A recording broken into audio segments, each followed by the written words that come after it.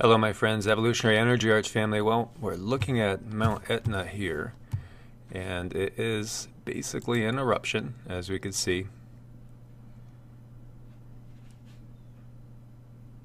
Significant eruption going on right now. And we'll head over to the BBC.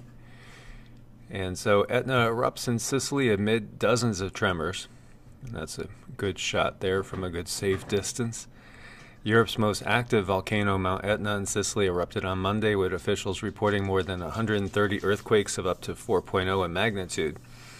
The Mount Etna Observatory said lava had spewed from a new fracture near its southeastern crater. A local volcanologist said that Mount Etna's first flank eruption, it was its first flank eruption in more than a decade. Volcanic ash covered nearby villages, while planes into Catania airport had to be halted temporarily. A large explosion was felt close to Etna during the morning. And so we could see this. You could watch that video. I'll give you guys all the links as always, and you could check it out.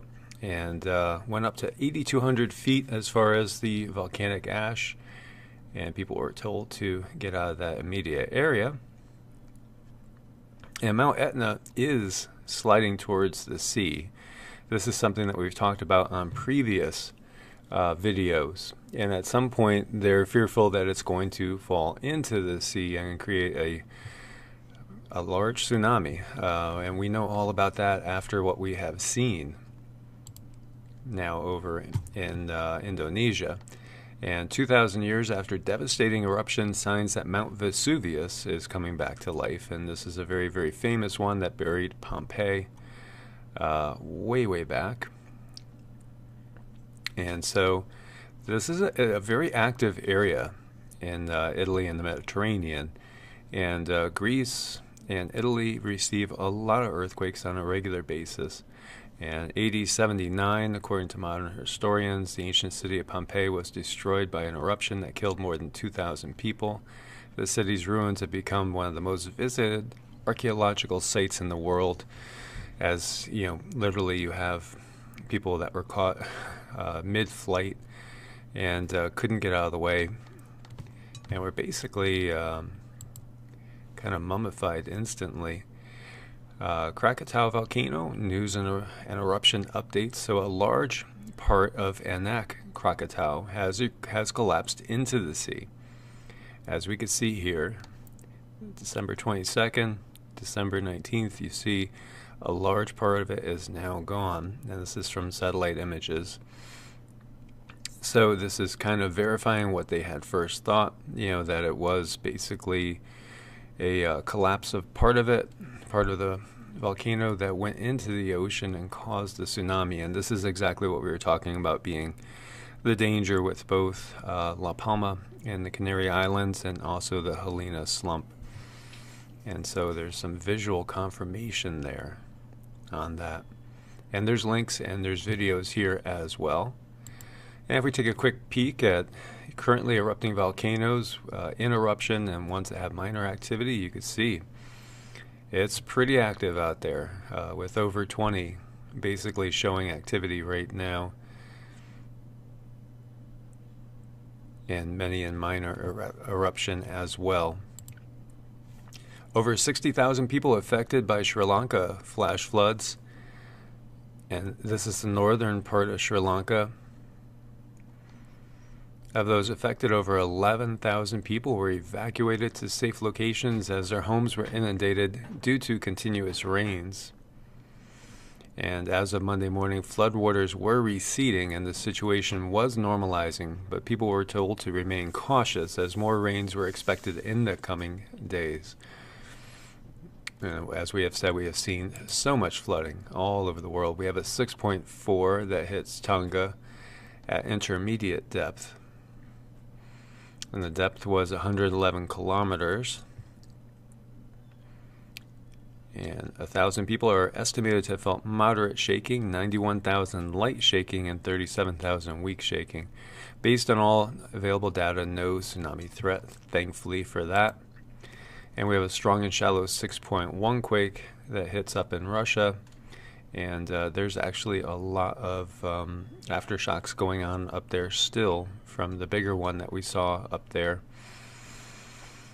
And this is just the latest, and this is at the 10-kilometer depth. Just the latest one. There's actually so much activity going on in that area. And so if we take a peek right now at what's going on, this is again a great site for finding out stuff that the USGS just doesn't cover. As you can see, these are all earthquakes. All these little wavy lines, these are all quakes. So if we go to like the USGS and look at latest quakes,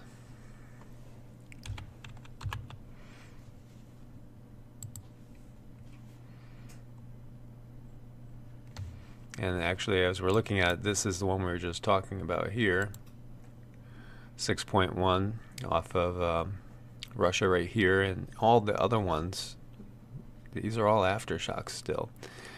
And you see a lot of activity in Alaska on down into California. We had a 5.5 in Japan. This is a 5.0 in Tonga, and then we have the 6.4 right next to it. And we see some activity down in Chile and over on the border with Bolivia. And we've been getting these pretty regularly here. And right on the border of Tennessee and North Carolina, a 2.8.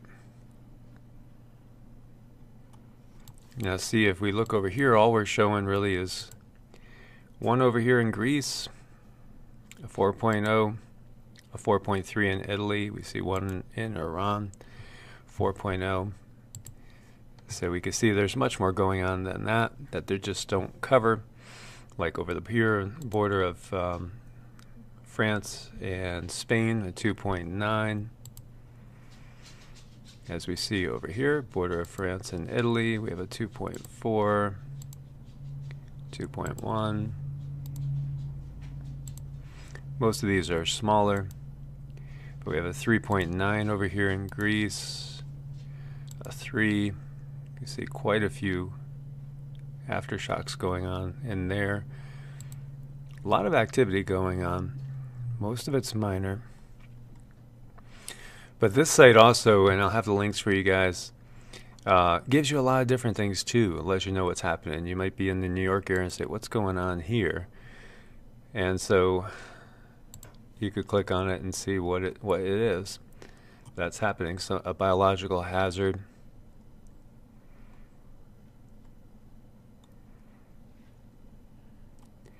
And it's at New York Presbyterian Brooklyn Methodist Hospital.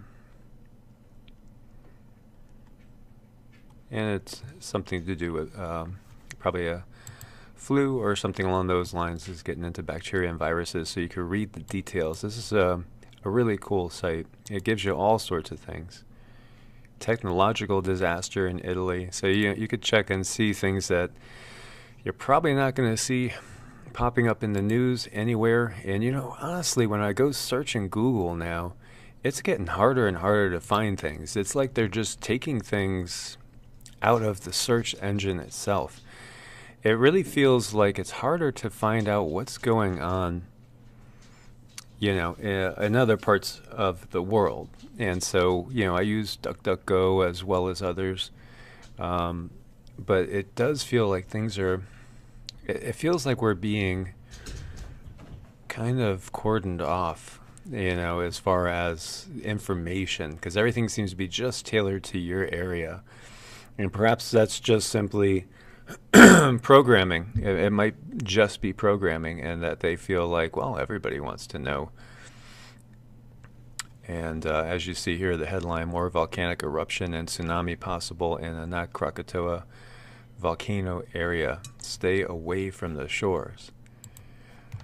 So calls are mounting to label Hurricane Michael a Category 5 storm. It did come in just basically 1 or 2 miles an hour below Category 5 level.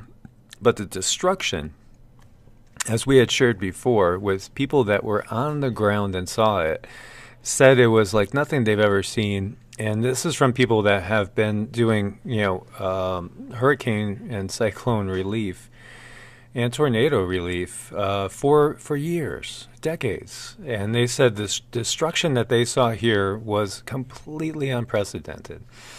Have never seen this type of total destruction. And so what would it change? Well, it would actually allow them to get a higher reimbursement from FEMA, for one, and also as a validation and a badge of honor for a region feeling increasingly forgotten by the rest of the country. And this is one of the reasons why I keep wanting to bring this up, because we do tend to get focused on the disaster that happened today or yesterday, and we forget about the disaster that happened a month or 2 months ago. When in so many cases, these people, their lives have not gone back to normal yet, and may never go back to normal. And you have to wonder, as we have said many times about the rebuilding, especially in these types of areas, how many people do you think are going to really rebuild after they've been through something like this? Probably a good portion, but there's also a lot that are just going to say, okay, that's it, I'm done, I'm outie, and moving to a different area. But we shouldn't forget about these people, and because they're still going through a lot. And as we had been watching this all year, Arctic sea ice, we see it started off, and the black line is this year, start off in the middle basically, as we look at this spread and this curve going on here. And so black line is 2018. This gray line is the running average of 2004 to 2013. And then these other years are all labeled with the corresponding colors. So as we had said, basically come July, we were looking at record levels of Arctic sea ice. But then by the time we got down to October, we were heading into record low levels of Arctic sea ice volume. This is total volume. And then it started to curve up and look like, oh, this is going to get, really it's going to set a new record. But no, basically we're dead in the middle, exactly pretty much where we started come first of the year. So in effect, there is no increase in Arctic sea ice volume.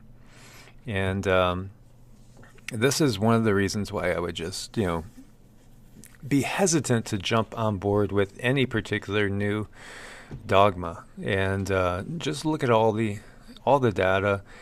And as we have said before too, we don't completely trust the data, but what we got here is basically showing that we're starting where we finished. So really no significant change in Arctic sea ice volume, which, listening to some of the Grand Solar Minimum channels, they were talking about dramatic Arctic sea ice change. And so it hasn't manifested. Now, it might manifest next year. Who knows? There's so much manipulation of the atmosphere going on. And so this is basically looking at the temperature departure from 1981 to 2010 average. And this is, you can see the running 13-month average. Basically, it's 0.28 degrees above and not below, and that's from UAH. And so it's just another thing to look at and, recognize that we have crazy weather, that is for sure.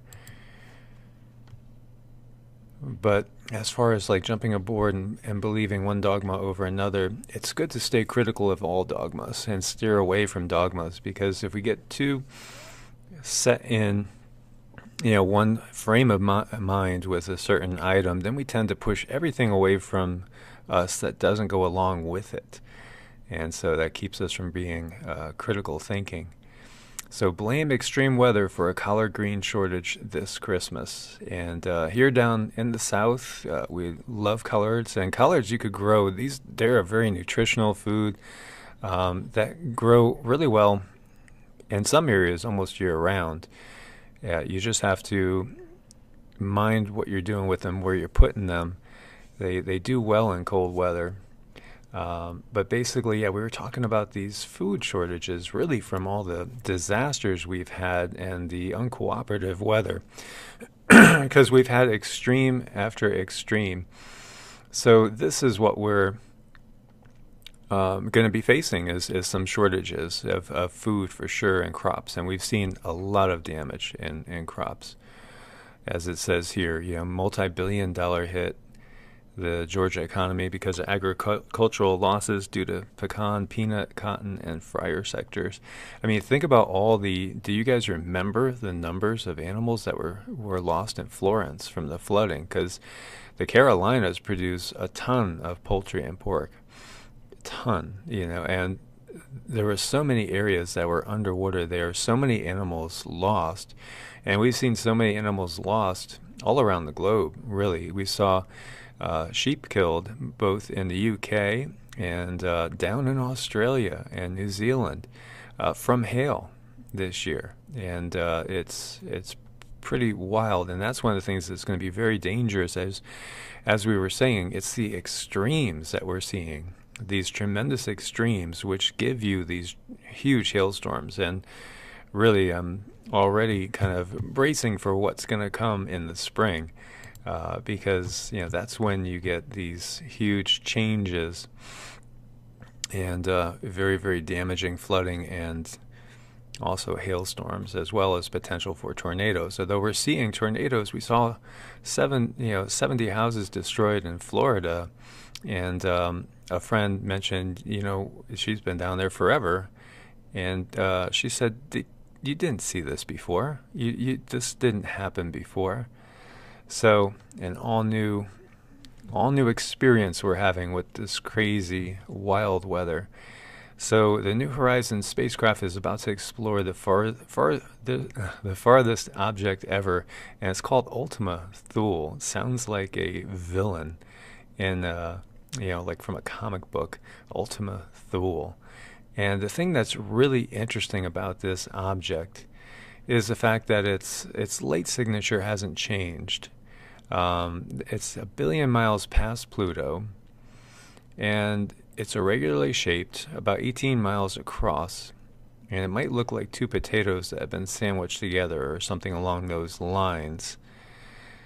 But basically, the light that comes off of it should fluctuate, to put it really simple, and it doesn't. And so they are completely perplexed, and they're hoping to find out why.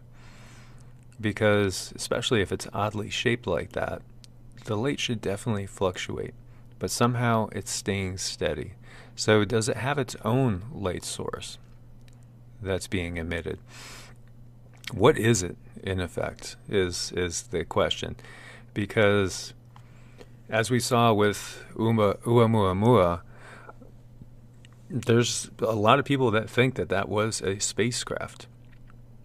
There are a lot out there that think that it was a spacecraft. And so this is just another object that's kind of curious. And so, has the potential to be something perhaps out of the ordinary. And so they're hoping to find out exactly what's going on with it, as the New Horizons spacecraft is going to be getting a closer look.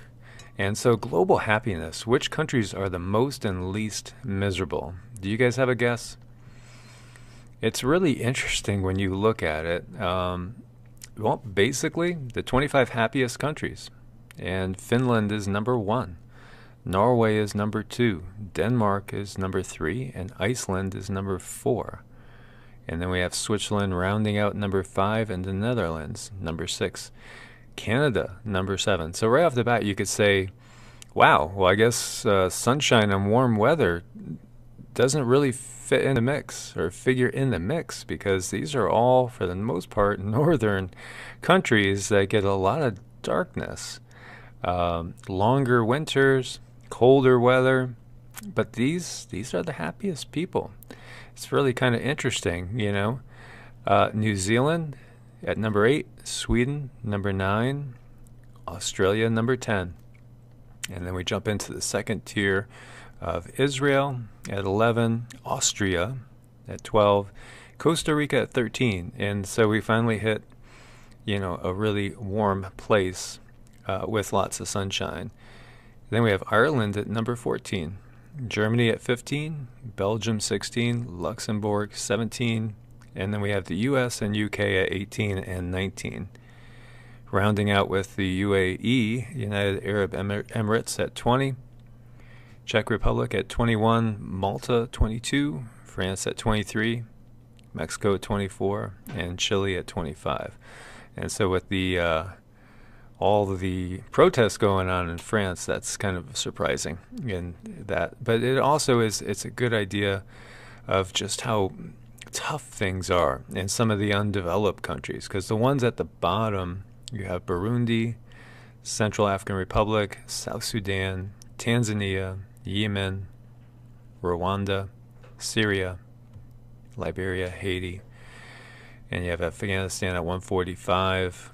So these places that have seen a lot of war. Ukraine's at 138, and also see a lot of poverty, and it gets down into what actually composes parts of their happiness score, and the parameters as well, and how it breaks down. So the 6 key variables were GDP per capita, healthy life and expectancy, social support, freedom of choice, generosity, and perceptions of corruption.